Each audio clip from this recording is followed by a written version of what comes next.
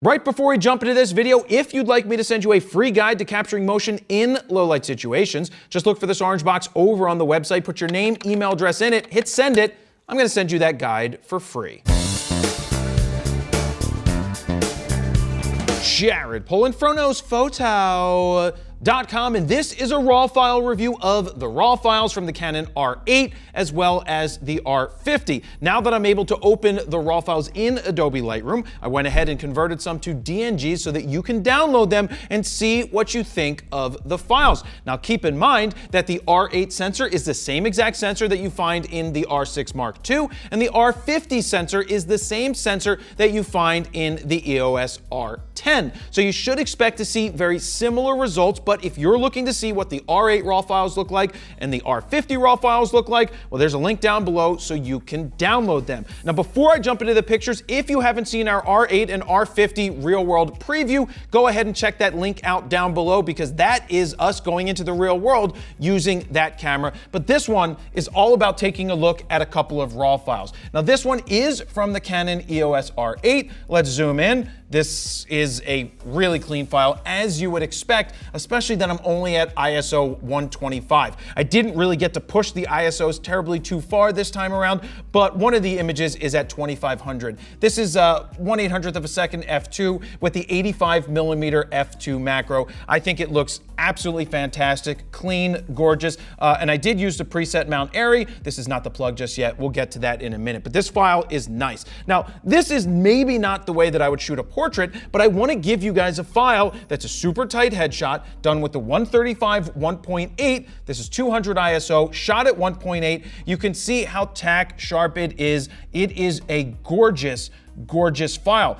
But you wouldn't expect anything less at this point. You know what you're gonna get from an R5. You know what you're gonna get from an R6 Mark II at this point. You know how the cameras function, but this video is about looking at the raw files, letting you have the raw files so that you can determine, are you happy with it? Are you not happy with it? I'm gonna pull some of the highlights back in certain areas, but this is the edited version. This is it not edited. It's not really that extreme because the exposure was pretty darn close. So I just grabbed a preset for one of these. I think I used one of these. No, that's probably it right there. I think I used Mount Airy for that or something pretty close. But that is another good looking file. Now this one's at 2500 ISO. I did bang it out with some Skittles here, but look, this is without any edits. This is straight out of the camera. This is using the 100 to 400 5.6 to f8. So right now I'm at f8. That's why I had to raise my ISO. It's clean. Anytime you see any of these dots in the background and you're zoomed in 1:1,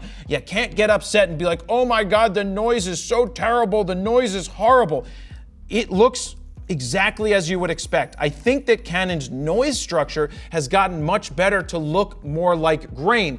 Now would be a good time to tell you that I'm not a fan of noise reduction software. This does not need noise reduction.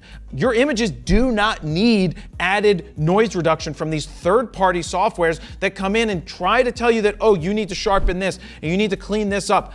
I don't do it, never done it, and I don't think you need to do it. I'm not a big fan of those third-party plugins. So I think this shot is great. Now with this one of Manny, I did hit it with some Skittles, but check this out. Highlights all the way down. This is highlights at 0, just so that you can see how you can recover these highlights. That's blown out.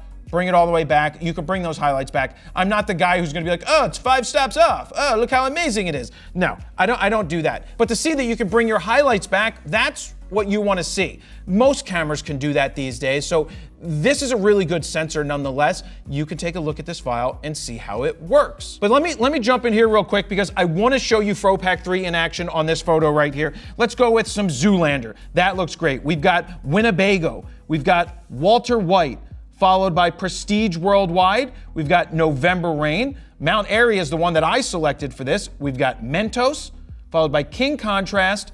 You've got Eckert, looks awesome. Capone, Almost Famous, that looks super grainy. Probably wouldn't end up using that one for this, as well as Fifth Element. Fifth Element looks fantastic. But as you know, my favorite one from FroPak 1 is Skittles. This is without Skittles, and this is with Skittles. So look, if you want to speed up your raw workflow or give yourself a great starting point, or you're honestly tired of presets that you buy not working, ours are gonna work. So we created 15 custom Lightroom presets you can check out right now at froknosphoto.com/FroPack3. While you're over there, you can play with the sliders to see the befores and the afters. If you decide to pick them up right now, they are currently on sale. Or if you want to save even more and get the triple play bundle, you get FroPack 1, 2, and 3, and that includes Skittles. So let's go back to this file right here. This one is with the R50 at 320 ISO with the 135/1.8.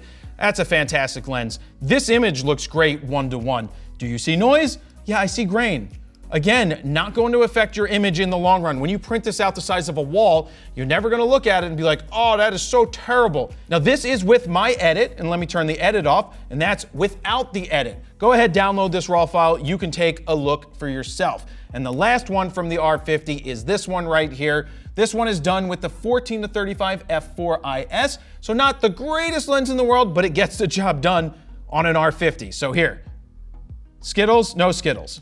This is your Skittles, this is your no Skittles. You can take a look, zoom in, colors are great. This is a very nice file from the R50. So once again, you can download these raw files and see what you think about them. Do you think they're good? Let me know down below. But we know how they work. We've done the R8 video, we've done the R50. We know that the R6 Mark II and the R10 give you great results. So this is just another step because it's using the same sensor. So this is a basic raw file review. What do you guys think? Download those files, let me know. Thank you very much for watching. Jared Polin, FroKnowsPhoto.com. See ya.